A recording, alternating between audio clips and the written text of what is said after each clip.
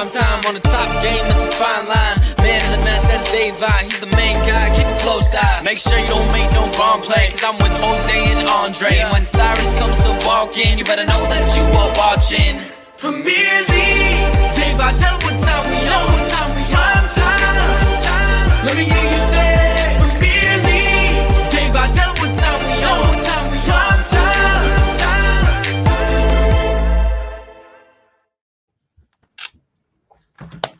Hello and welcome to Premier League Primetime Season 4, Episode 5. And we are back again for the last episode of 2023. And all four of us are here at the same time. But before I ask everyone how everyone is doing, right? Of course, I just want to give two very, very special mentions and announcements, right? Happy belated birthday to Waleed. His birthday was 2 days ago. And happy early birthday to Mr. Jose. Of course, Christmas Eve. I know that his birthday's coming up.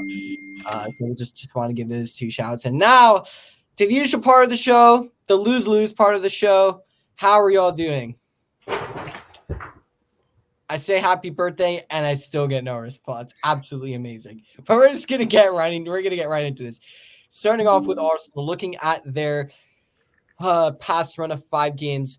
Sirius, of course, over to you as per usual. Scores and ratings for Mikel Arteta and Santa players, both on the negative and positive side of things.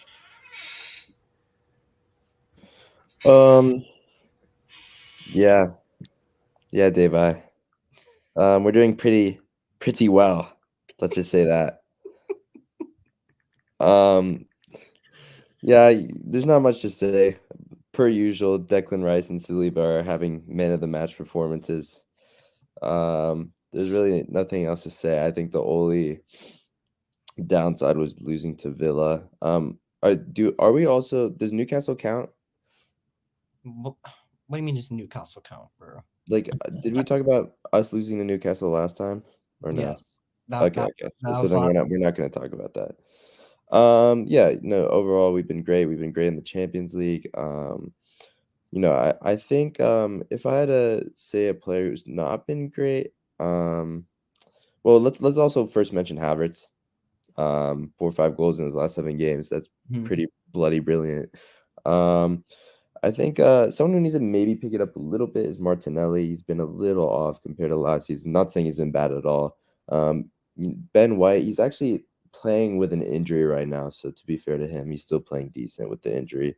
Overall pretty good. I think I don't know, I still want Ramsdale to play, but that doesn't look like it's ever going to happen, so we're just going to have to accept the fact that Raya is our new starter. But yeah, Gabriel Jesus got a goal last time.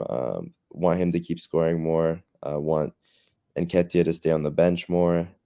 And yeah, overall, I'd give it a B plus A minus just because of that one loss.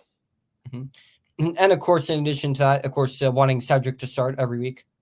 Well, yeah, he actually played in the Champions League, which I found funny. He wasn't even that bad. No, he wasn't, and I was surprised to hear such a welcoming reaction. But one thing that I do think we need to talk about is Kai Havertz for once on a more positive side of things. What's clicked with him? And I'll throw this out to the whole panel, looking at Kai Havertz, looking at his game now as Statman Sagai has and has said now 4 goals in the last 5 games. What has seemed to click for him? I mean, I personally think it's just all the faith and trust Arteta has had in him, all the confidence. He kind of glazes Havertz, and I think that's been very helpful to Havertz having a manager that still has confidence in him, even when he was playing poor at first. And I think once he got that first goal, he scored a penalty, but once he actually scored from open play, he got that winner. Things started to click for him, and that's what confidence is all about. He's not a horrible player; he's just a player who's lacked confidence. We forget how good he was at Bayern Leverkusen. That's very true. Next, looking at Aston Villa, looking at their go for it. I was talking and I was muted.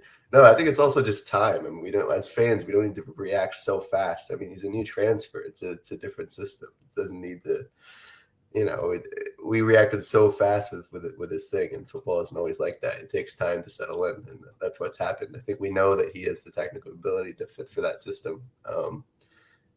It's just whether he was ready. to show it in the Prem. But yeah, it just takes time. Jose, what do you think?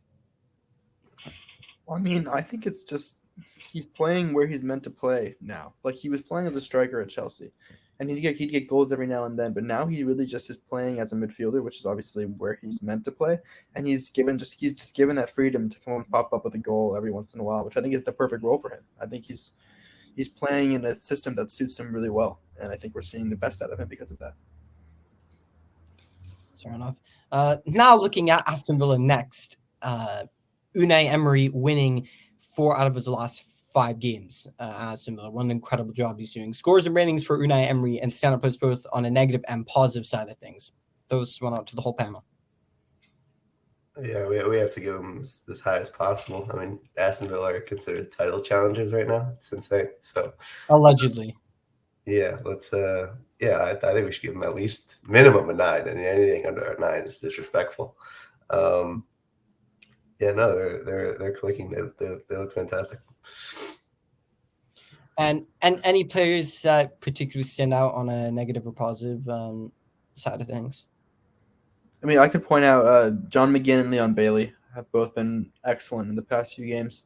McGinn came up with a really good really good team goal against Arsenal, and I think that Leon Bailey, every time I check the score sheet, he has a goal or an assist. So he's been averaging really, really, really good goal contributions recently. So I'd probably point them two out. I think Pau Torres has also been stepping it up. I think we've seen he's also been, he's also contributing a lot going forward on set pieces as well. And on the defensive side of things himself, along with Diego Carlos, man of the match winner against Arsenal, by the way, have been continually showing why they have been crucial and integral parts of this Unai Emery back 4 or back 3, if he makes it back 3. And of course, once again, Douglas Luiz, Ollie Watkins, but they've been doing this season now at this point. If you're Gareth Southgate, right, just looking at a hypothetical here, if you're Gareth Southgate and obviously Harry Kane's going to be your main starter, should Ollie Watkins be your automatic quote-unquote understudy for Harry Kane looking at the Euros ahead? Yeah, I think so. Yeah, I don't see why not. I don't think there's any other English striker that I could see better than he is right now, other than Kane. Sirius, what do you think? Yeah, I would. Nice. Yeah, and then it's also not just like we can definitely point out like in Villa's individual quality, but it's also just like they look really balanced to win games. Like they're just equipped everywhere. I mean, Pau Torres, Diego Carlos, Konsa is just like such a good defense. And Cash does what he does. That's that guy. But and then the midfield, Camera, McGinn. Huh? He's been on the bench, Matty Cash. Konsa's been playing at right back. He's been in and out. I mean, he played against Brentford, and they even took out Bailey. It just shows how balanced they are. I feel like they can do a lot with their squad, and they have the quality to win multiple games. Systems. Yeah, they're so well equipped. I'd honestly put like their squad depth. Like obviously their squad isn't as talented as like in Arsenal, but in terms of just like the well-roundedness and the ability to take guys in and out, I think they compete with Arsenal. Like honestly, both teams I think have really a complete squad to win games in this league. And also another question to send out to the rest of the panel, right?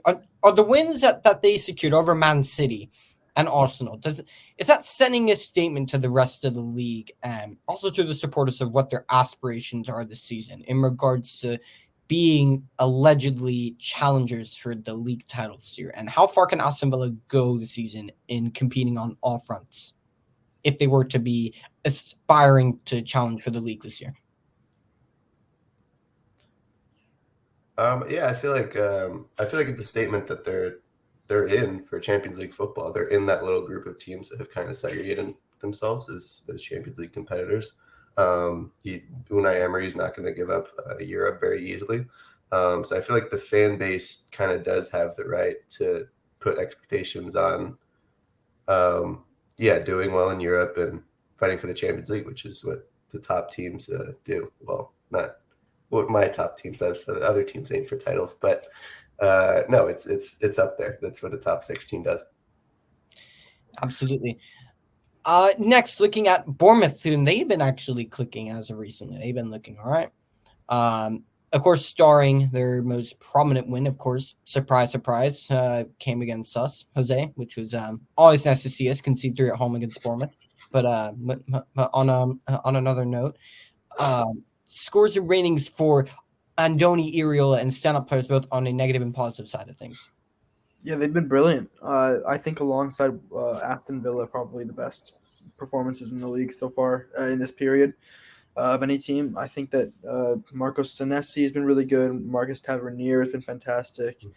Dominic Solanke's popped up with a few goals. So I think they've had a crazy resurgence, honestly. I had no idea they were so good, actually, until we played them at Old Trafford and got destroyed by them. They were better than us everywhere. We had absolutely no chance of scoring at any point in that game.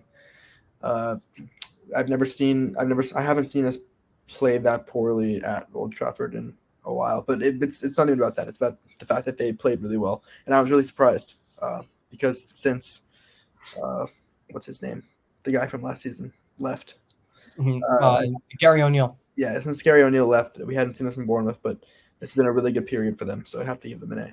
Absolutely, and I think Antoine Semenyo is also a huge part of that. Yeah. He has been cooking this season for Bournemouth, and a question to throw out: Do you think, like, looking at this run of games, right? Do you think this is a turning point for them? Does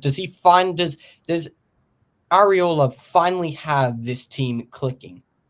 I feel like he does. I feel like it was stupid when everyone was kind of talking about his sacking. I feel like ever since that happened, Bournemouth have been fantastic. I think it's kind of coincidental. Like, I think it just takes time, but I think he has the tools to. I think it's a great fit for Bournemouth and the league. I believe in him as a manager, at least right now. Sirius, what do you think? Yeah, I mean, I think they can continue this run of form. I think it's been a great start for them. I mean, even drawing to Aston Villa is impressive. Like, we even lost to Aston Villa. I think that they can continue this run of form. I think he's been great for them, tactics-wise as well. Beating Man U 3-0 is no easy task as well. So yeah, it's been impressive for them, and I think they can keep this run going. That's fair enough. Next, looking at Brentford, the team that Sirius's favorite player, Neil Mopai, plays for, and taking a look at their last run of 5 games, scores and ratings for Thomas Frank and standout players both on a negative and positive side of things. Yeah, it hasn't been great, to be honest. And usually when we talk about Brentford, it's quite the opposite. Yeah, I watched the last game against Aston Villa. Crazy game. It wasn't great. Ben Mee with a stupid tackle. I feel like ever since he signed with the club, he's been great. Last couple of games, he hasn't. I think his center back partnership with Pinnock, he's been playing like a Pillock. I think shout out to the Iranian fullback. He's been actually pretty good. Ghoddos. Someone Ghoddos, yeah. Yeah, he's been good. But besides that, it's been kind of poor. Wembo hasn't really been scoring that much either. I know the man, the myth, Mopai scored against London Town, but my left ball sack can score against London Town. So at the end of the day, I don't know. I don't understand why Mopai is really starting. But I think that's part of the problem. I think that at the back they need to start strengthening things up because usually they're so solid, but as of recent, poor couple games, but I'm not worrying about it for them. They're still 12th in the Premier League. They'll be just fine. And so do you think this run of games kind of shows that if Mbeumo isn't necessarily contributing by scoring goals, do you think Brentford just now will lose their ability to just score goals almost entirely since Mbeumo has been their main guy to step up since Ivan Toney's absence? Yeah, I mean, that's the issue, right? During the start when I was talking about Brentford, I was like, Mbeumo scoring, Wisa is scoring, and right now the goals are drying up for them, and that's really the issue. They don't really have, besides those two, anyone who's going to score, any midfielders who are attacking threats, and that's the issue when you lose such a great striker like Ivan Toney. Do you think he'll be on his way out in January? I think he will. Honestly, I think he will. I heard that we are actually looking at him. I'd take him. I think Arteta knows how to deal with players who, have a little drama to them. So yeah. Do you think he'd be an upgrade on Gabriel Jesus?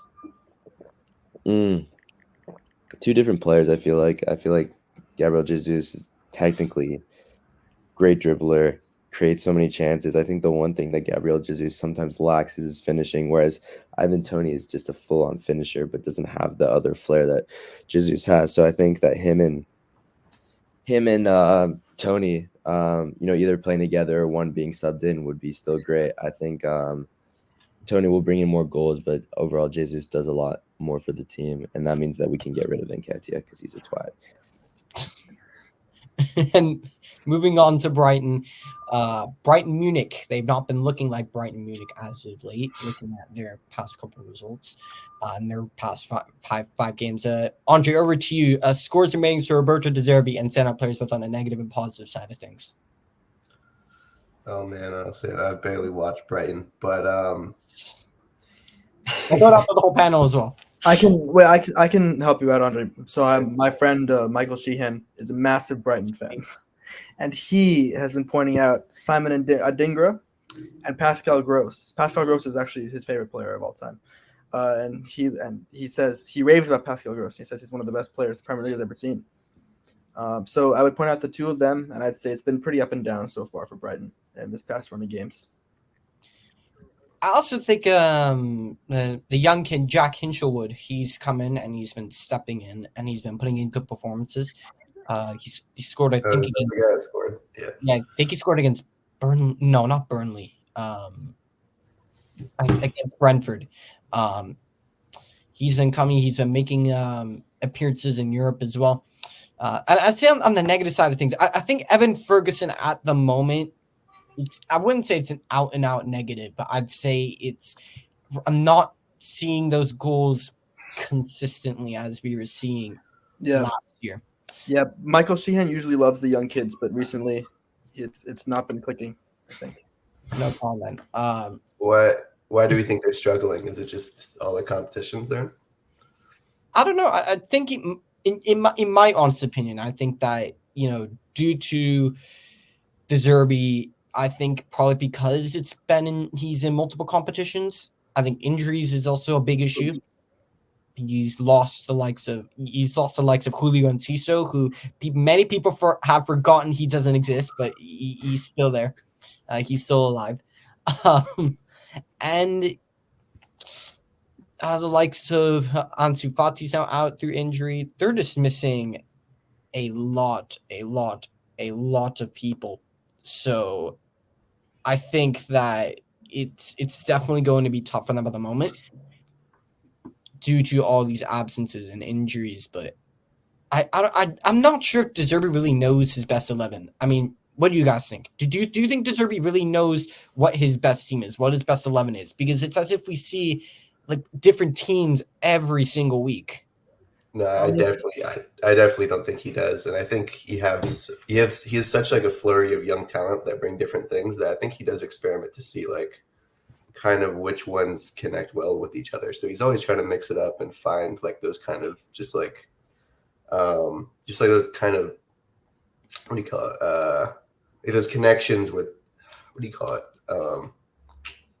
Like a psychic connection, like they're just able to read each other very well. I think he's constantly trying to mix it up and see what works. Try to find the next Kane song. No, I definitely hear that. Serious, what do you think?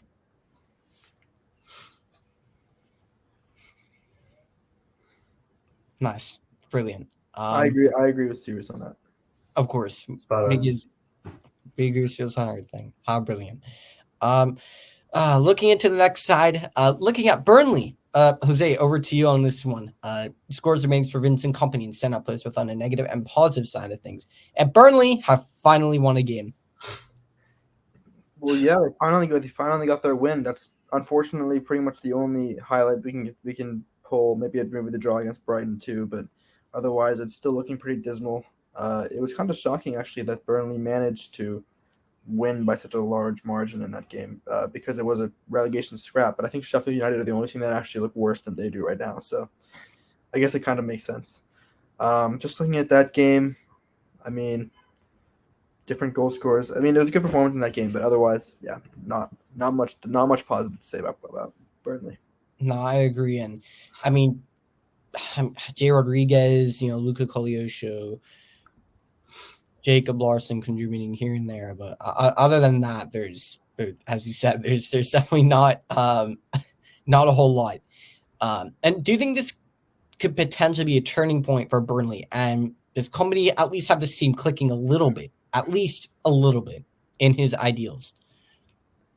No, I can't say he does. Well, maybe he has them clicking in his ideals, but they're still not good enough. Like they won one game and they went right back to losing and drawing. So I don't think it's really looking any better for them at all. That's fair enough. Next, looking at Chelsea, Andre's favorite team, of course. Looking at Chelsea, Andre, I'll throw this one over to you and your beloved Chelsea. Scores and ratings for Andre's favorite ever manager, his beloved Mauricio Pochettino, and stand-up players both on a negative and positive side of things. Probably give Poch about a 6. I mean, Chelsea are just very inconsistent. I still feel like you don't really know what they're gonna get. But I will say, I think you can still see that, like, the fundamentals that he's trying to instill in the team, and they have been competitive in every game, I feel like. But yeah, I don't know. For standouts, I think the obvious one is Cole Palmer. Has still looked fantastic. He's the real deal for me, Cole Palmer. He is. Yeah, I agree. You guys are loving no. Cole Palmer. As well as Raheem Sterling, of course, the real deal. No, he's been terrible as usual, unfortunately. that reminds you, right? I loved how as soon as that Man United Chelsea game was done in the chat. Oh, it's one of the best stats of all time. Was 25 games against Man United and he has 0 goals and 0 assists. It's amazing. The first thing he did was cook Raheem Sterling. It was inevitable. It was definitely inevitable to happen.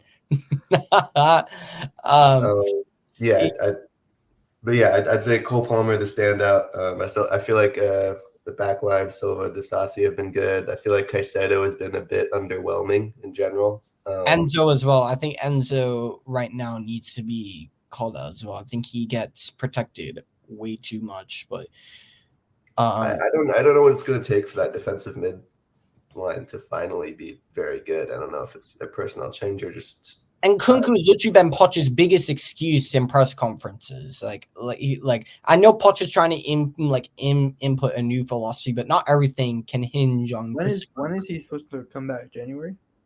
No, he's apparently been back and fit, but Pochettino said in the press conference that he was going to play, I think, 20 minutes this week, and that he was fit to play 20 minutes for the Premier League, but.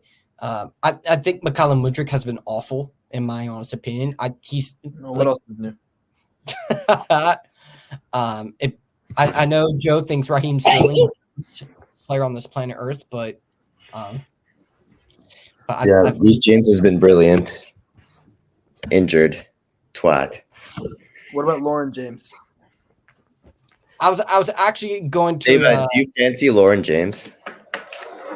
Moving into Reece James. I bet you would want to move into Lauren James. God. PLPD does not condone any of these comments whatsoever. Oh, he's here. As he's finally shown up. He's here and his buys have shrunk somehow. I don't think so. It's been all that club soccer. Good for you, Sirius. Sirius for ages has been more invisible than Reece James has been devoid of being fit to play for Chelsea. And speaking of Reece James, do serious questions actually need to be asked of him now in regards to his lack of availability and his injury issues now? Because this is looking like it's becoming a real problem. Well, I think they should always have been asked. I think he's had these problems for forever. He's always been the guy who's amazing when he's fit, but the problem is that he's never fit. He's never he's so unreliable. He's like Varane in recent seasons. He's great when he plays, but he rarely plays. And do you think now that there's an over reliance on Cole Palmer to score them goals, because that's looked like it's been there? No, I feel like if Cole Palmer's not cooking, then it just looks like Chelsea's not really cooking anything in attack. If Raheem Sterling's having an off day. Well, I can tell you absolutely nothing depends on Sterling. That's for sure. But, Cole Palmer is by far their best attacker, so they're definitely over reliant on him. But he's also their only consistent attacker. Everyone else, I mean, has some Sterling has some good games, but not many. And Jackson is just terrible overall. So Cole Palmer is really their only hope going forward at the moment. Moving into Crystal Palace, looking at their last run of games, looking at their past 5 games. Scores and ratings for Roy Hodgson and stand-up players, both on the negative and positive side of things. Sears, I'll throw this one over to you. Yeah, probably the most memorable game was last game against Man City. I mean, what a result! Going down 2-0. I think it was a stat, right, that said that when Man City are 2-0 up, at least for the last a crazy number of games, they've never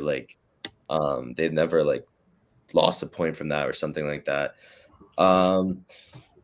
Besides that great result, kind of poor, to be honest, losing against Luton Town, drawing against potato. Drawing against West Ham, losing against Bournemouth. Look, Liverpool's a hard game, right? But these are the teams you have to beat if you want to, do something in the Prem, stay in the Prem. Things like you can't lose to Luton Town, you can't lose to Bournemouth. Losing 2-0 to Bournemouth, not even getting a goal, that's crazy for me. It seems that they kind of missed that flair. I think overall it's not good enough from them. I think that result against Man City might, help them in the future to gain some confidence back. But yeah. Do you think the style of play is an issue for the squad right now?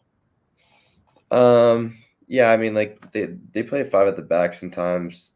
I don't know if it's, I definitely wouldn't fit Zaha's style of play if he was still in the squad. I don't know if it can release his full potential with the style of play. I think some of these players on that are starting are just kind of washed, kind of old. I think Nathaniel Klein, James Ward has been on the side for a long time. It's just overall not the best. Let's just say that. I think they do need some new signings, some new young players to really, liven this squad up. That's fair. Next, looking at Everton, who they received a 10-point deduction, but it looks like that hasn't really deterred them at all from how good they've been playing as of recent. And it's been a huge ding to all of us about how they've been able to maintain such good form in the league, despite that deduction. Looking at their past run of games, scores and ratings for Sean Dyche and center players have found a negative and positive side of things. Andre, I'd give Sean Dyche about an 8. The point you made about the deduction, I honestly feel like the deductions, if anything, spurred them on and motivated them to play better, and just grind out those results. I feel like Dyche has used that kind of common enemy to really unite the locker room. And standout players, I think, was it Amadou Onana? Is that his name? The midfielder. Mm-hmm. Yeah, he's been fantastic. I think for sure he's my standout. We saw shades of Calvert-Lewin coming back a little bit for a while, and I don't know about recently. Amazingly, the last time I checked, I don't think he's injured. I could be totally wrong. I wouldn't be surprised if he was injured though now.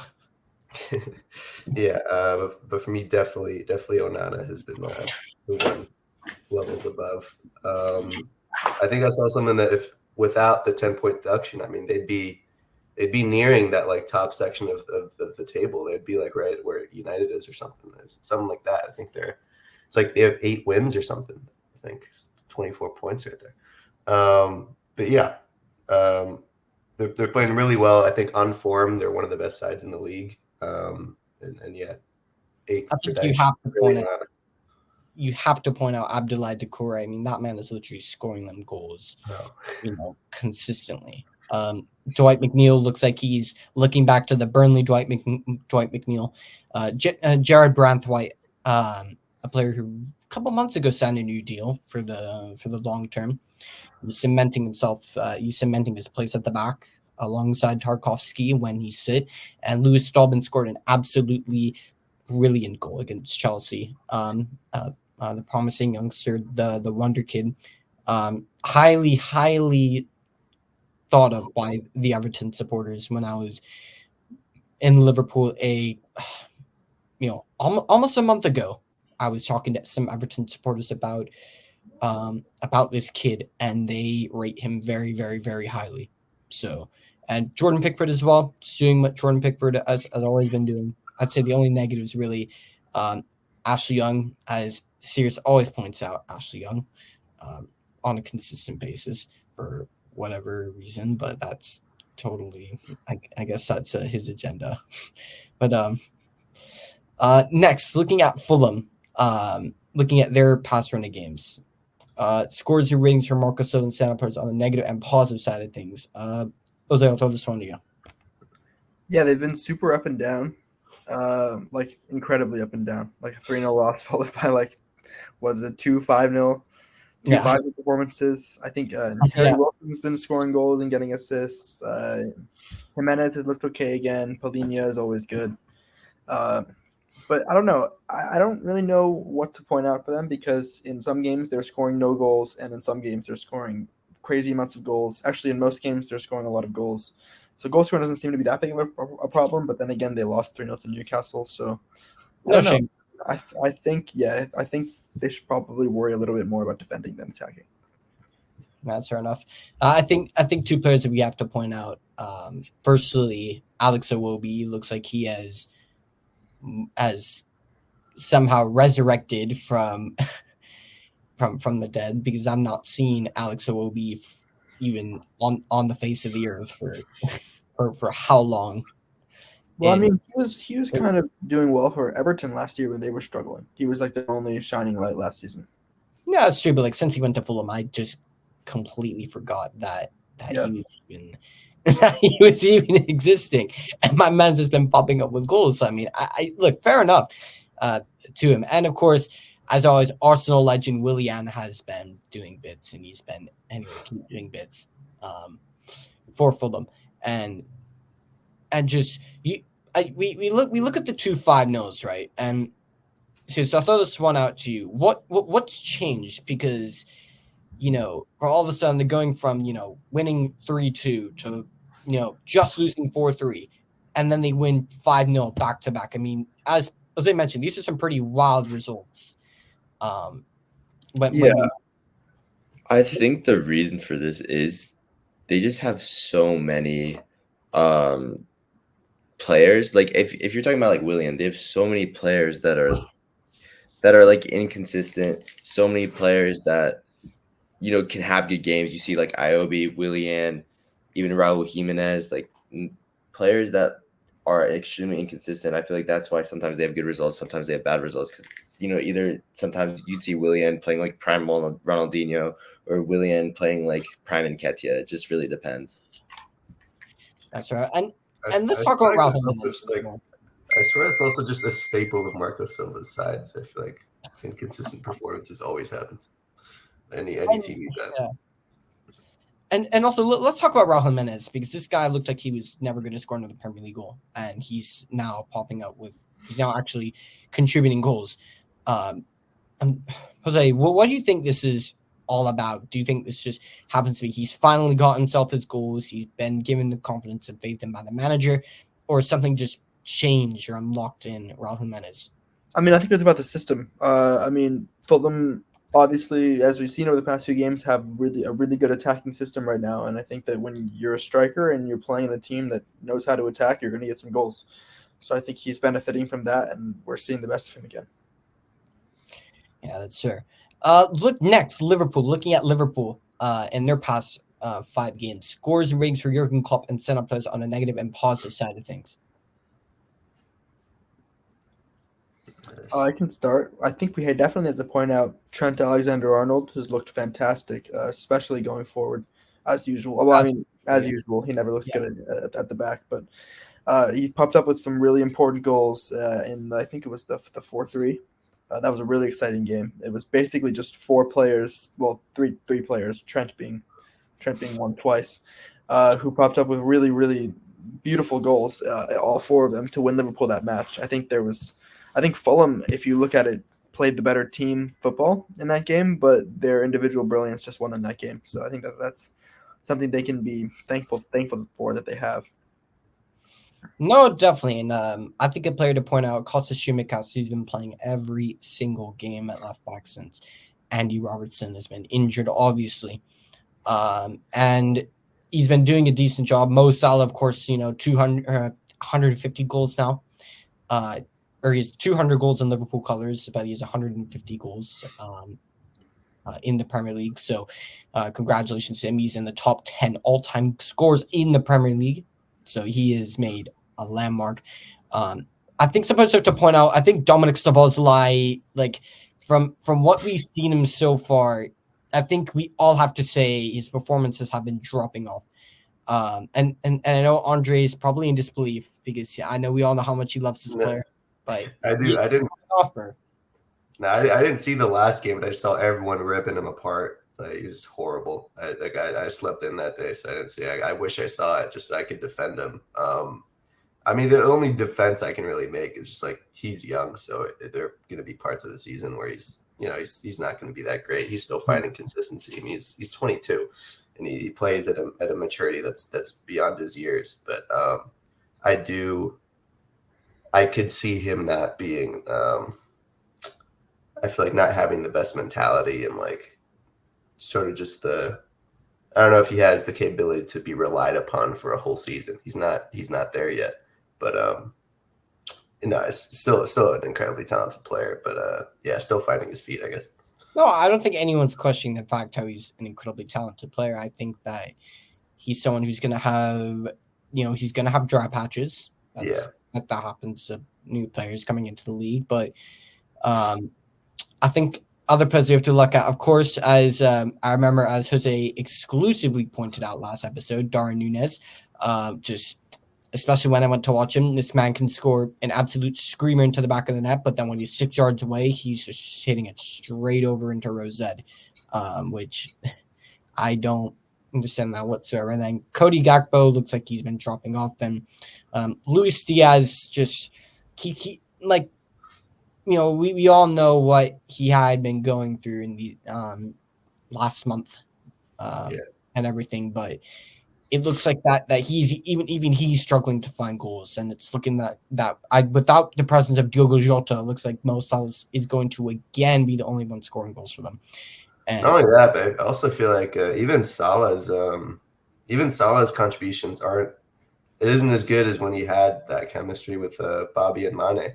I feel like right now we're seeing like a ton of really talented players, but in terms of just kind of like, just that maturity to kind of just seasons playing with each other, kind of knowing how to create for each other. It's still lacking in this Liverpool team all over the pitch. They're blessed with talent right now, but I'd still definitely think chemistry in the front three isn't where it was at a couple seasons ago with Mane, Bobby, and Salah. It could get there. But if they're gonna make a title challenge, that's gonna have to come this season. We can't wait.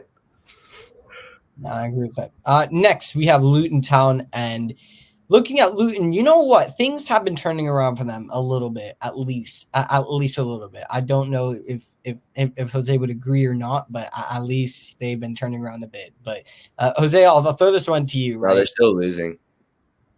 No kidding, they are. Like, bro, it's Luton, but like, if you look at the results, like they're not getting destroyed.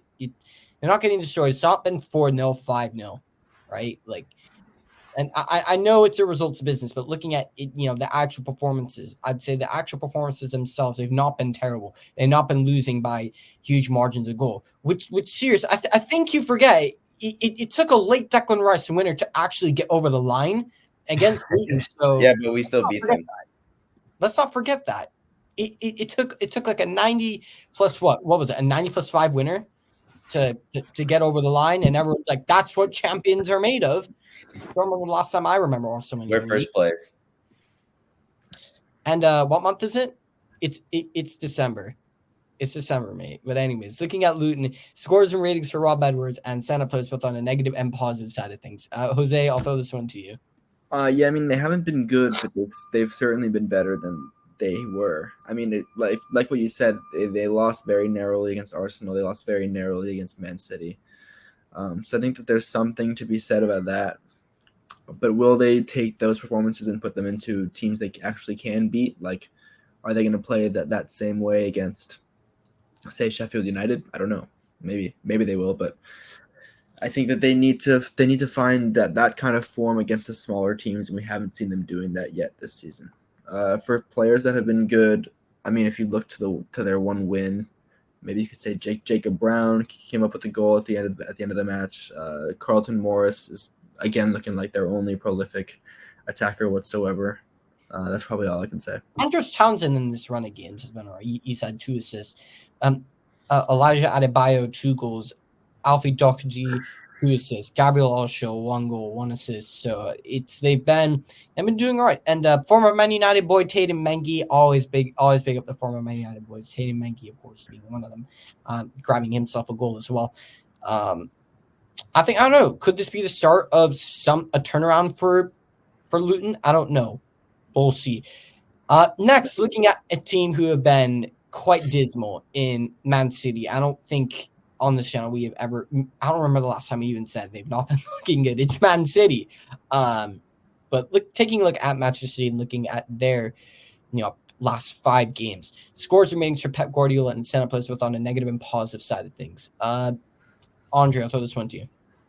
I'd probably give with Pep honestly, given it's Man City, let's give him a 5. Let's go really harsh. I'm concerned with this team. I feel like they don't have the same hunger to just like kill games the way they used to. They're playing nice football, but I feel like their effort is totally just lenient on however the course of the game is going. It's like they literally go, okay, we got to lock in now. And it's like, that's not going to work. That's not what Man City's good at. I don't know if they've mixed up the squad enough to have like that hunger to really just own the title. I mean, they're in for a ton of challenge, obviously, but to really run away with it in past seasons like they have, it's got to improve big time. It's not good enough. I don't know. Yeah, I agree with that. Jose, serious stand-up players both on negative and positive side of things for Man City. Who has stood out for you, Lon? No one. They've been terrible, and I'm very happy about that. I think there've been some bright sparks. I think not many, but I think Bernardo's been performing as per usual. Phil Foden has been stepping up. And what are your guys' thoughts on Guardiola? Because right now he really isn't cutting it for me. I'll tell you that. Well, he's playing left back. I mean, I think if they start playing him center back, it'll be a different story. But then again, does he fit? Because they already have great center backs already. So I don't know. Both of you make good points. So I think Guardiola's brought him for a lot of money, but at the same time, he's being out of position, and he's also quite young. He's not also fully adapted. I don't think he's fast enough for playing left back, and I think that why don't they move like Ake or Akanji left back and then put Guardiola center back? I agree with that. I don't think that's down to him. I think that might be down to flaws from Pep's system, which, criticizing Pep for his system, I think that's, it's not something I'm normally going to do on a weekly or daily basis, or maybe ever. It's not something I'm just normally going to do, but I think that's something we have to take a look at. And I think Rodri, once again, proving how important he is to the side, because the moment he's suspended and you either have to put Kovacic or whether it's Matthias Nunes, who barely plays, Calvin Phillips barely plays. I mean, Pep Guardiola is literally playing a midfield pivot of Akanji, and poor John Stones is having to do most of the footballing brains there because I think they miss John Stones when he doesn't play. Because as a footballer, I think John Stones is top. I think he's a top tier footballer. Definitely one of the, I'd say apart from Jude Bellingham, Harry Kane. As a footballer, I think he's absolutely exceptional. One of the best England has to offer right now. And I believe that without him in the side, it's going to be trouble, in my opinion, because they sorely miss him. And of course, I know, and I'm going to keep defending my guy because everyone gives him so much slander, but Jack Grealish has been absolutely unbelievable in this run of games. He's been so important to Man City, coming up with important goals and important assists as well. And against Luton Town, yeah. Otherwise, they would have dropped points. Like, he's come up and he's done a job. And I know everyone's like, Doku is better. Doku is definitely better. Doku and Grealish for wwhatever reason. Like Man that's City. why I feel like their game changers are literally just mentality monsters. Like that's why Grealish, Rodri, and Stones are the standouts for me. And maybe you could throw in Diaz in there. I just feel like it's literally just mental for like a lot of the team. I mean, I don't know why. Like, I mean, in the game we played, in that goal Son scored, I mean, he dusts Doku like by way too much. He's not that much quicker than Doku. Doku's got to get into that. Like, that was stupid. Mm-hmm. And next, Manchester United. Jose, we've been waiting for this, and I think we deserve a cooking, rightfully so. Despite us actually not losing against Liverpool, I know it's a miracle, but taking a look at our last 5 games, scores and ratings for Erik ten Hag and send up players with on a negative and positive side of things. Yeah, it's not looked very good. Compared to other points this season, I guess it could be worse. But like it has all season. But I mean, the Newcastle loss was pretty abysmal. We didn't really do anything in that game. The Bournemouth loss was the worst I've seen probably this season. The Chelsea win was good, but everyone said we were really good against Chelsea, and I don't really agree. I think we were lucky that Chelsea were somehow worse than we were. I agree. We afforded them a lot of chances that they could have scored, and they didn't. But I think nevertheless, we showed good mentality in that game to see the result out in the end, although I think we were a little lucky. The Everton win was good, but I think that we benefited from individual players like Garnacho's moment, of course. And we never really gave them a chance in that game, which was good. I think it was one of our best performances of the season that day. Joe, would you say that McTominay has been your best player this season? I mean, honestly, McTominay has to be one of our best players this season, even though I don't think that even though I don't even think he should be starting every week. I think he's been one of our best players this season because when he starts, he gets us goals, but he also loses us the ability to control any game that he starts in midfield in. I 100% agree with that. I mean, Sirius makes a good point. I mean, we have to put, unfortunately, and that shows, like, if Scott McTominay is your top goal scorer, a club like Manchester United, that is problematic. That is very problematic. And I'd say, arguably, the only 2 good players in this run. I will continue to defend my guy, Diogo Dalot. He's been good, and he continues to play well. And Kobe Mainoo, I think, is a huge standout. I think Dave, I thought Ronaldo was the problem, though. I don't think me or Dave I ever said that Ronaldo. Why is that relevant? Bro, I thought it was the problem. That's just not relevant whatsoever. I mean, I know that there are many problems right now at this football club right now, like how our attack is toothless and we can't score.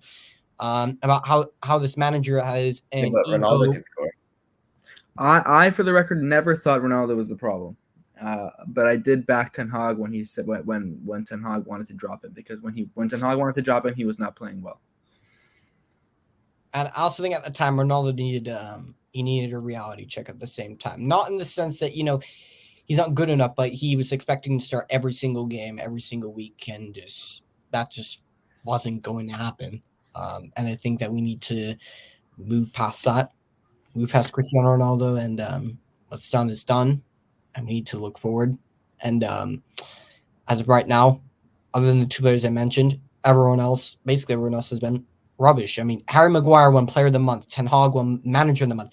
Garnacho won Goal of the Month. The league did the whoever does like the monthly awards and all that. They did the league a huge favor by keeping this man in a job, by keeping everyone under the myth that Harry Maguire has resurged. When I've seen in past games, he has not been that great. Onana, I'm just gonna keep mentioning it. This guy he's suspect. He's continuing to be suspect, and it's not anything that I appreciate whatsoever in this guy. I don't know why. I can't for the life of me watching that Galatasaray game, the second match. I cannot understand for the life of me how on earth he's conceding those 2 goals. Like, I just honestly, Anthony rubbish, Martial terrible, Rashford just continues to offer nothing. Rasmus Højlund, I'm sorry, man. I will keep trying to defend you, but you need to score goals now. You need to score goals, and the fact that you haven't scored a single goal in 13 Premier League games, 14 Premier League games. That's pretty. That's pretty shocking, honestly. Lindelof has done rubbish as well. Bruno, you know what? He actually looked. We looked better without him. On yesterday, we looked better without him. But to get a neutral perspective, Andre, I'll come over to you with this question. Do you think Erik ten Hag is going to make it to the new year, or do you think he's act over one? Yeah, he'll make it to the new year, but I've been thinking about this a lot, David, because I really do think there's such limited positives for you guys right now. I think you are thriving off a lot of individual quality, and if that's the case, then what's the difference from the Ole era for me? Like, Ole even had for them for a while playing some better football. I think that management is a huge difference. I think when you look at, I mean, Joe and I will know this. I mean, as a manager, Ole Gunnar Solskjaer was never that great of a tactician. He wasn't a tactician. But the one thing I will say, right, the style of football that he would play, at least the counterattacking would be fast, fluid at the very minimum. He would get the best out of players. Martial was one of the few managers actually. Martial was actually able to cement his number 9 place and position under, and he wasn't really at risk until Cavani came in. And I think a huge problem right now is I think Ten Hag's lack of ability to have any sort of sense of being able to manage any of these footballers. Like I'll say this right now, like who is one to tell, Rafael Varane and Casemiro, you're not training hard enough. You're not good enough, so you don't start. Like, I'm sorry. Rafael Varane literally dropped a 10 out of 10 performance in that Liverpool match and literally showed why he should be playing every single week when he's fit. No excuses. There's no hiding from it. I'm gonna keep saying it. The management background needs to be freed. I need to see this guy back in the team, but I know that will never happen as long as this man is still in the job. But absolutely not, Dave. I need to stop you there. I disagree with you on all of those points. Sancho should never. That's also Sancho's fault. Sancho should never return to the team, and I also agree with Ten Hag's position on Casemiro and Varane, regardless of how good of players they are. If the manager doesn't think you're good enough, you're not good enough, and I'm happy to keep it that way. Those are Champions League winners. I know who they are. They played for Real Madrid. I watch Real Madrid. They're great players, but if Ten Hag's not playing them, there's a reason he's not playing them, and I'm happy to trust my manager because of that. I also was going to say that the reason people are comparing the football to Ole's is because Ten Hag, he doesn't play. He didn't focus on counterattacks, whereas Ole was very much the counterattack man. Like he would very notably play with like trying to counterattack, whereas Ten Hag I think tries to play a style that doesn't work, and then we end up counterattacking a lot, which is why people say, "Oh, look, their counterattack looks so much better under Ole." Well, it's because I think then we were focusing on counterattacking, whereas now we're focusing on trying to play some other style that we can't see because our players aren't good enough for it, and then we end up having to counterattack because we're just not good enough. I mean, when I heard Ten Hag wait, Andre, go ahead. No, you think Ten Hag has been trying to implement a style, but it's just the players that aren't? Yeah, of course. I think that I don't think that any manager would come in and not try to implement their own style, but I think there's definitely a style to Ten Hag's football. I just don't think that the players are good enough to show it at the moment. I mean, when I heard in the summer that this man said he wants to play transitional football, let's be real, we brought this man in to play Ajax football, and he's saying he doesn't have the players for it. He's brought in how many players? He spent how much money? He spent 400 million on signings, and you're telling me you don't have the players to play your style of football. You brought in all these guys from Ajax, these ex-Ajax players. You brought in also the likes of Mount, and you brought him in when there are other midfielders available. Well, and there's an issue. I mean, every other team is using like crazy data analytics to sign their players, and it's I don't know. Are you guys? Then it's maybe a transfer problem. Maybe it's not. Maybe Ten Hag shouldn't have. He's not ready for that. Maybe he needs that system that he had at Ajax. Yeah, I've been very critical of a lot of the players that Ten Hag has signed. I don't think that Antony was a good signing. I don't think that Mount was a good signing. But I also think that a lot of other players were good signings. I think that they can work. They're just in a different system. I don't think Casemiro and Varane necessarily suit the Ajax style of play as well as someone like Lisandro Martinez does. I think Casemiro showed last season that he's a good enough footballer that he can adapt himself into, a system that Ten Hag can play. I think he's shown that. I think Rafa Varane literally shows almost every time he's on the pitch why he should be playing every single week.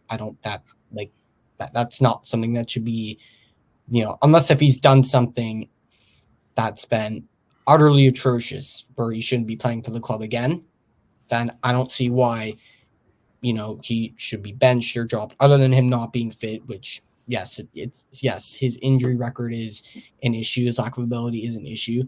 But is he our best center back? He absolutely is. That's not even a question.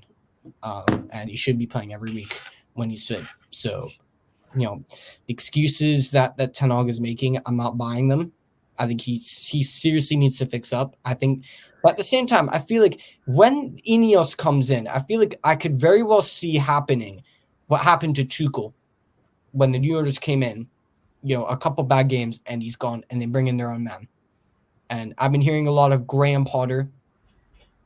If that were to happen, Jose, thoughts on that? Terrible. Hunting. I want Ten Hag and no one else. Absolutely not. If there's one thing, Andre, was blazing Ten Hag, doing jumping jacks all over the thing.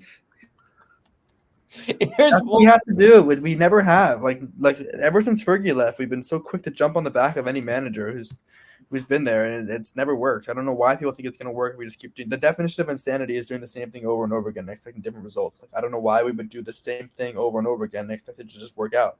It's not going to work. Let's back the manager for once. If Fergie had a terrible first 3 seasons, but imagine if we had sacked him then. That's a different time and different era, though. If you think about it now, you look at Real Madrid and Juventus. I think they've been through more managers than us. Well, there are different clubs. Real Madrid have always succeeded by sacking a manager. We've always succeeded by backing a manager. We had the same manager for 26 years, and he was amazing for us. Real Madrid have different managers every year, and they're always amazing for them. I just don't think, and Chelsea's a prime example of it. I think that, no one's ever going to be another Ferguson. Alex Ferguson is probably once in a generation of a manager. I think we're so fixed on finding the next Fergie. I just think that people are starting to forget that, that era and time of football is done. I mean, other than maybe Pep Guardiola, Jurgen Klopp, who is even 5+ years of time out of football club. Other than those two, I can't really think of anyone. I guarantee you that Nate Merchant in 10 years will be considering on a near Fergie level. Like he's the next one. I'm telling you. Oh yeah, I guarantee you. He's going to be at City or something probably, or you guys. He'd fix you so fast. But yeah, he's the answer. I'm telling you. Anyways, moving into a club that actually has a manager who has a very good style of play. Last point though, I keep thinking, Davis, when you signed Ten Hag, you pointed him, and I just remember you and I talking. I was like, we were linked to him, and I honestly wasn't even that sold on it. I don't think he's that good. I think the Ajax structure is just really good, and it fit. Mm-hmm. And you laughed at me. You laughed at me saying he was gonna whatever, and I'm telling you, he just needs a structure. He's not the man, Davis. Thank you. I will hold my hands up and say, thank you. All at 10 then, I was wrong. Yeah. You've heard it from me. Clip it. Do whatever you want with it. I was wrong, all right? I was wrong. I shat on him a little bit. I told him he's annoying. Andre, you have my apologies, mate. But anyways, moving into a manager who actually has a very exciting style of play and looks like they're doing good things in Newcastle. So looking at them in their past run of 5 games, scores and ratings for Eddie Howe and St. Post both on a negative and positive side of things. Sears, so I'll go to you for this one. Yeah, well, just to mention before we get into the Premier League, they kind of choked in the Champions League. I think it was impressive at first in the Champions League for them. But yeah, they really were unlucky though. With that handball call. They were unlucky with that handball call, I thought. That is true. Against PSG, it was an unlucky call. Yeah, I think some standout players. I think Dan Burn's been good. He scored against Fulham as well. He's been injured. What? He's been injured for a lot. Yeah, but he scored. But he scored. Yeah, he recently came back. Yeah, but he scored. He recently came back. Yeah, but he scored. Cool. Anyone else? I think Joelinton's been good. I think he's just had a good season. Ever since he moved into that center mid role, he's been very good. Another player who's been good is, I think Anthony Gordon's been good. Recently, maybe last 1 or 2 games hasn't been the best, but I think he's had a really, really good season. Really impressive. I still don't rate Lascelles. Don't care what anyone says. Don't rate him. Don't think he's good enough. Well, yeah, overall, I'd kind of give it like a B- C+ for the last couple of games. Yeah, that's fair enough. I mean, taking a look at their last, 5 games in the Premier League, 4 wins, 1 loss. I don't think it's been horrible. And yeah. Sorry, no, you finished there. I was going to say, I think Livermento's been good, and then I think Guimaraes is he's not looking at his best. I think we need to talk about the 17-year-old kid, Lewis Miley. This kid looks. Dave, talking about 17-year-old kids. What's new? What's new is Lewis Miley seems like an absolutely fantastic player who has burst onto the scene, and he is a player that I've never seen in my life. So yes, Sears, that is very new to me. I've never seen this player in my life, and he is looking like an absolutely phenomenal, promising young phenom who looks like, he might be able to keep his spot. Who knows? He might be the guy to keep hold of that spot for Tonali, at least for the rest of the season, or if they bring in someone else. So yes, Sears, that's what's new to me about this promising young midfielder on Newcastle, Lewis Miley. Seems like an absolutely brilliant player, to answer your question.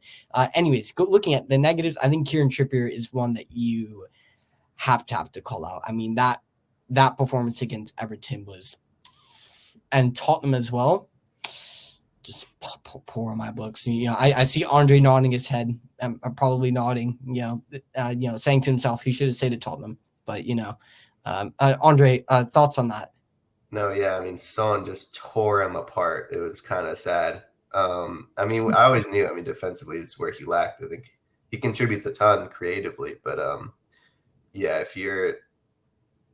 if I'm Eddie Howe next time I'm going against Son Heung-min or a winger to that liking, yeah, I might take Trippier out of the side, maybe put him on later on if I'm chasing a goal. But yeah, defensively, wingers, especially in this league, just seem like he's liability in that line. It's just fact.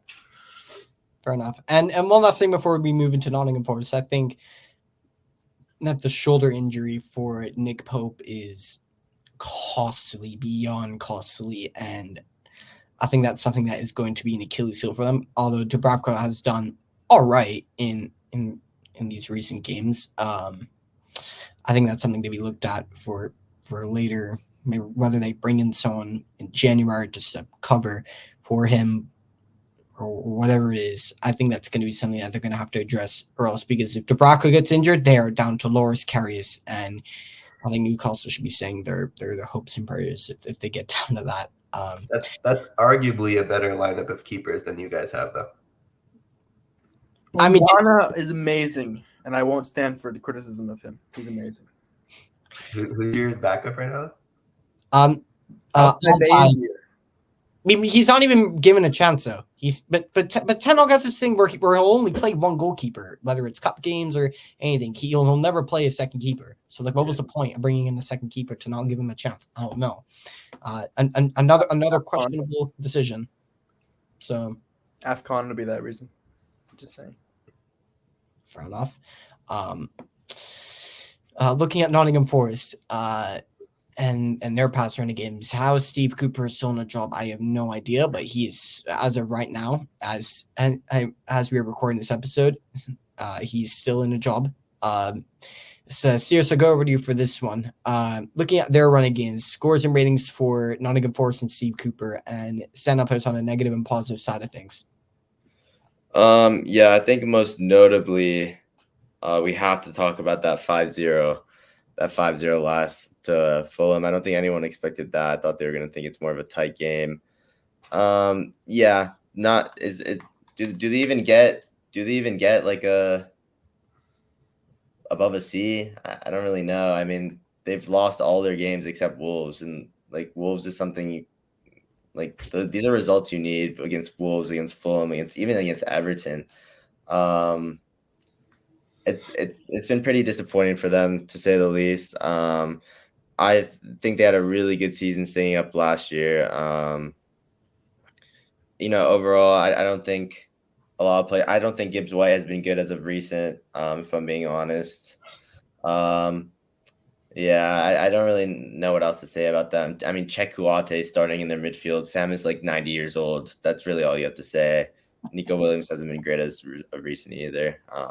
They really need to pick it up. Yeah, that's fair enough.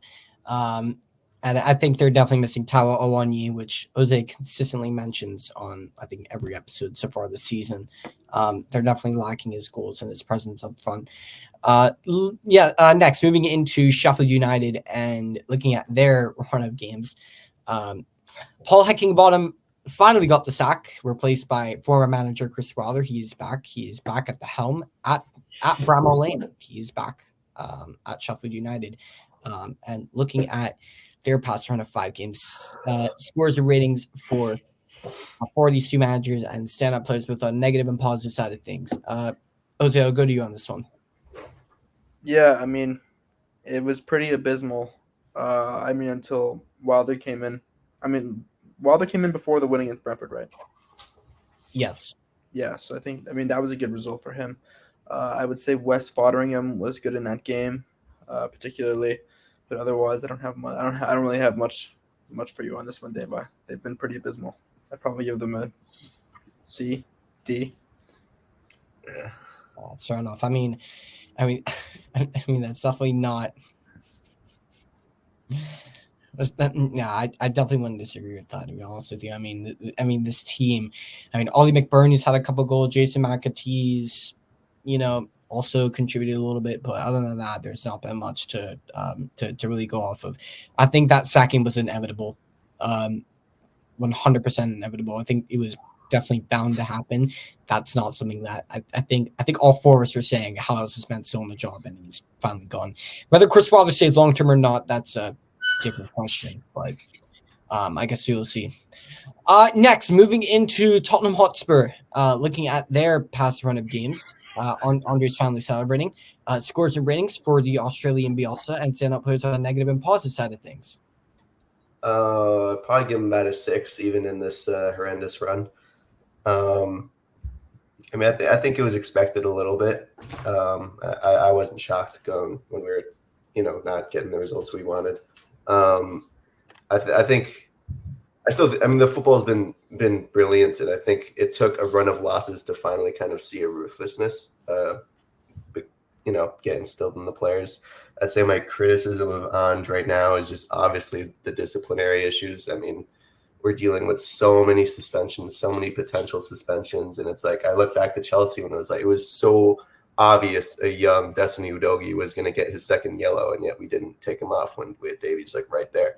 So I feel like Ange has either got to control this disciplinary thing, or if he wants to play with that intensity, he's got to know when to take a player out so we can avoid suspensions. Because it's just like the injuries are bad enough. The amount of suspensions is crazy. Romero is this close to another one. And it's just like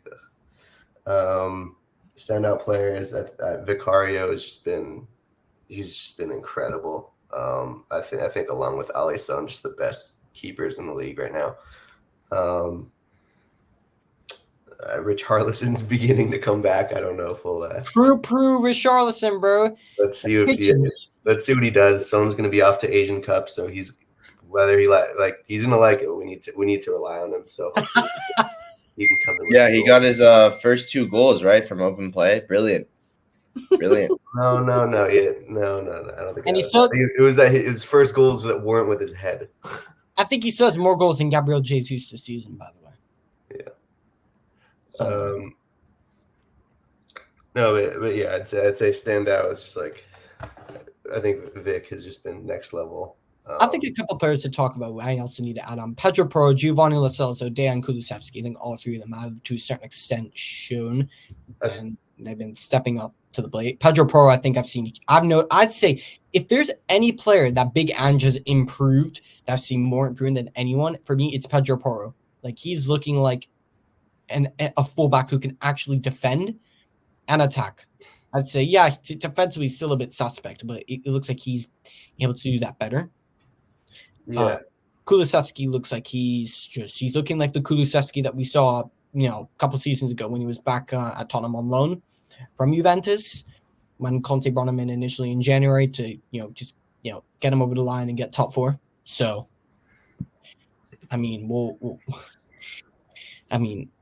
see if he will continue this form, for Tottenham's fans' sake. And Giovanni Lo Celso, this is a player that Ange Postecoglou and a lot of the Tottenham supporters wanted gone, but this is a player that Ange wanted to keep, and a player that he has an immense amount of trust and faith in. So, yeah, he's just kind of fallen out of the team. I think he had a little run of good games. I know he's heavily linked to Barcelona right now. But yeah, I can't believe I didn't think of Pedro Porro, because yeah, he's been my favorite. He's the one that's like, I feel like apart from Eric Dyer, of course. Huh? Apart from Eric Dyer, of course. No, thank God he's not playing, and he's injured right now anyway, so it's good. But yeah, Pedro Porro is he's just the one that I feel like I can just like rely upon, just like full. I trust everything in Pedro Porro right now. Anything. Put my house on this guy performing well. Like, he's just yeah, he's been incredible. Yeah, I think January we're gonna need reinforcements. I just talked about a center back every single press conference, even though Davies is doing very well. But yeah, the team is the form is there, but we just need squad depth. We need some discipline. Jesus. Yeah. Speaking of Destiny, you mentioned earlier, new contract till 2029, long term. So that they've locked him in for the long term. For his sake, whether he wins a trophy or not, I'll be incredibly sad for such a promising young player if he doesn't end up winning a trophy. Knowing it's up on him, I think we all know the answer to that. I wanted to ask you guys, because I think he's rated very highly with us and a lot of pundits. But what do you guys think about Pape Matar Sarr? I think he's been put into a system where it suits him. He's played alongside Bissouma, and I think that Bissouma and him complement each other very well. And I think the manager's trust in someone like Pape Matar Sarr. I haven't seen him start a bunch of games as regular as he was earlier on in the season. I think he's definitely the replacement for Højbjerg. I think Højbjerg's being phased out. I think he prefers Pape Matar Sarr, and he was impressing in preseason as well. So this wasn't anything that Ange didn't already see. But this is a kid that I rate highly. I think this is someone who him and Bissouma can definitely be that pivot at Tottenham for years to come. I'm not saying they're going to be the next, it's not going to be like the next, like Moussa Dembele or anything like that, because Moussa Dembele as a footballer is just on an entire another level. But, I think this is someone who has the potential to be someone very, very special. Yeah. On that note, by the way, Bissouma is suspended right now, and he has AFCON, so we're not going to see him playing in our shirt until February. So it's just like, it's exactly what I'm talking about with both things. It's just crazy. Yeah, he could assault someone as well. Again, that could happen. And next, one of Jose's favorite clubs with one of his favorite players, West Ham, looking at West Ham's recent performances. Jose, looking at their past run of 5 games, scores remaining for David Moyes, and stand-up players both on a negative and positive side of things. Yeah, if they've been okay. I think they've been in pretty good form, other than this kind of a surprising loss against Fulham. Of course, Sufal was nowhere near the pitch that day. I think he's been by far the best fullback in the league as usual. In this run of games, especially, seen it. Beautiful assist against Crystal Palace, actually. But otherwise, I'd point out Paqueta, Kudus, Jared Bowen. I was going to say someone else, but I forget now. But otherwise, they've been pretty good. I'd probably give them a B. No, yeah, fair enough. And I'm a fan of the system that West Ham are playing right now. I like to see how Kudus is actually playing. I mean, I think that's probably because Antonio's injured. But I like the system that they're playing. I think it suits them that they're playing like a false nine system with Paqueta, a front three Paqueta, Kudus, and Jared Bowen. And Bowen and Kudus kind of rotating and interchanging as those false nines. I think that system suits them really well. And of course, as per usual, another good week for another good run of games for Jose's favorite outside back in world football. I know if he was his number one target to replace Danny Carvajal is definitely Vladimir Kufal. That is correct. And lastly, before we get on to weekly predictions for the first time this season, I know Wolves. Seriously, go over to you for this one. Looking at their last run of 5 games, right? Scores and ratings for Gary O'Neill and stand-up players, both on the negative and positive side of things. Dave, I'll tell you something. I will tell you something. I don't really want to do Wolves. I'm going to be real. I don't like them. I've never liked them since, what was his name? Something McCarthy was their, what do you guys remember Wolves' like first manager when they came to the Premier League? Nuno. That was Nuno. Yeah. No. Like back in the day. He's like my least favorite manager of all time. Yeah. McCarthy. He's made me not want to do Wolves. So I don't want to do Wolves. Well, wonderful. Does anyone have anything to say about Wolves after Sirius has literally zero regard for Wolves whatsoever? I would say I think I disagreed a little bit when Sirius said the other times, but I do think it's really applicable to Wolves to say there are games you should be winning. There are games that you have to be winning to compete in the Prem. So I will. I think that's my note for Wolves. That I think it'll come with Gary O'Neill there. I think he deserves backing, but Wolves should be competing alongside. I think kind of the top echelons of the Prem with Wolves, Brighton. Like they should be challenging for the top for those top spots, and they're nowhere near. But for years' time, I think they could be, and yeah, it's necessary they take that step. Standout players, I still think the Spanish guy is still been fantastic. Sarabia. Yeah, Sarabia. He's not played in I don't know how long it's been. Yeah, I took a risk with that one. I have no idea. Mateus Cunha, Huang Yi-Chan are like the two main people. Huang Yi-Chan's been them all season. He's literally been their best player. My word. Shocking. Everyone is loving Huang Yi-Chan. Mario Lemina, of course, just continues to show why he's a great footballer as well. Joao Gomez, Ryan Eitner. Ruben Neves has been good recently. What's his name? Rui Patricio looked pretty good in recent weeks. Of course. Adama Traore. Yep. Anyways, and now we've reached the last part of our show, match day 18 predictions. We'll start off with the first match, Crystal Palace hosting Brighton. Jose, I will start with you, and let's see how many times that guy agrees with Joe. So, Snaga doesn't have to agree with me on this one. I'm just going to have to agree with my friend Michael Sheehan's good prediction in this match. I'm going to go with a 2-1 win to Brighton. Sirius, what about you?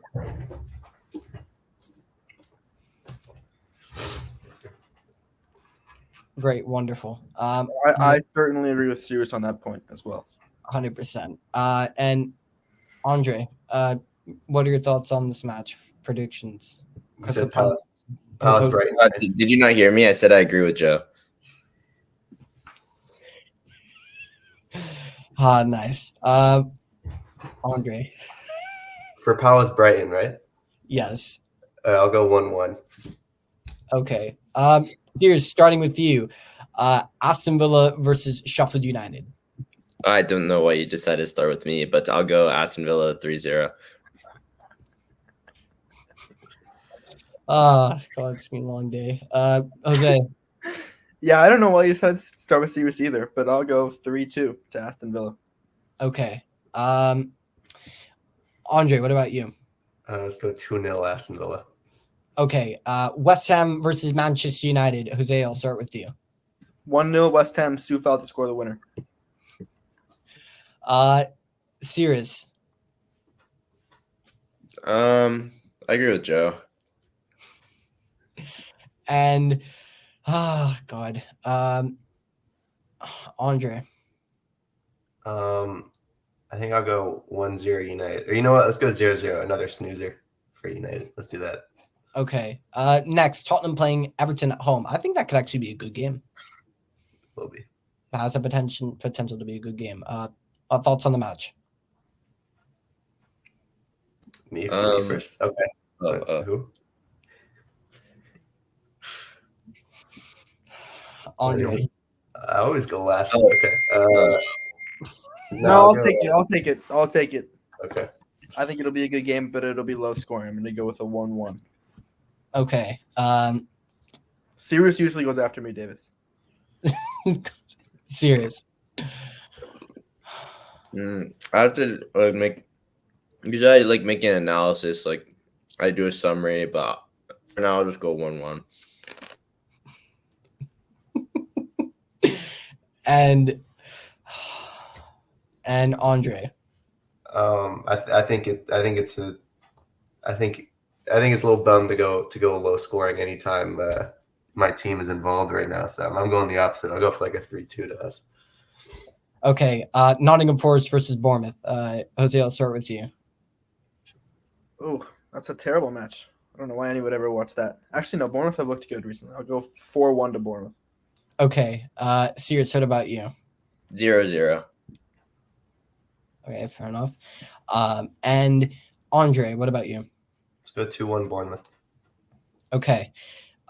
Fulham hosting Burnley at Fulham. That should be Fulham win 2-0. Okay. Sirius.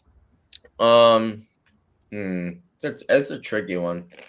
I'd probably have to say 2-0. And Andre. I'll go another 2-1 to Fulham. Okay. Luton Town hosting Newcastle. Joe.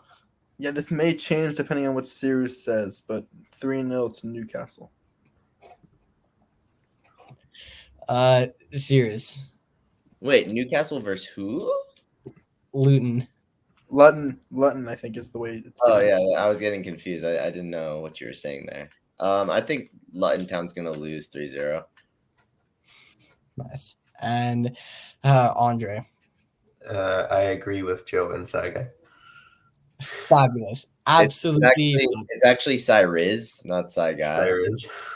Thank you. There's even less creativity in these predictions than I've seen in Man United all season. But I mean mine. I think 3-0 is good.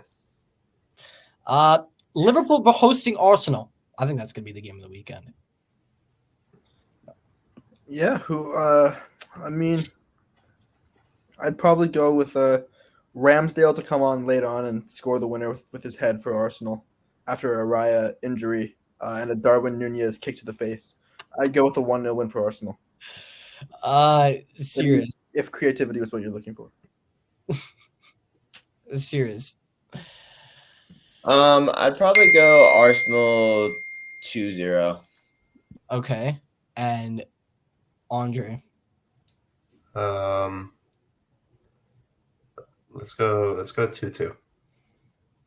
Okay. And lastly, Wolves hosting Chelsea. Wolves win 2-1. Okay. Serious. I'm gonna go Wolves 2-0.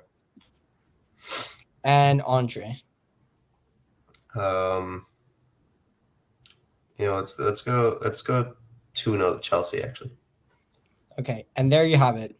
Thank you so much for watching our upload, and let us know down in the comments below, what are your thoughts on anything and everything addressed in this feature of Premier League Primetime? Smash a like on the video, and make sure you subscribe to our channel. And be sure to check out our other platforms on Instagram, Spotify, and Apple Podcasts. And we hope you have an absolutely fantastic day / evening. Take care.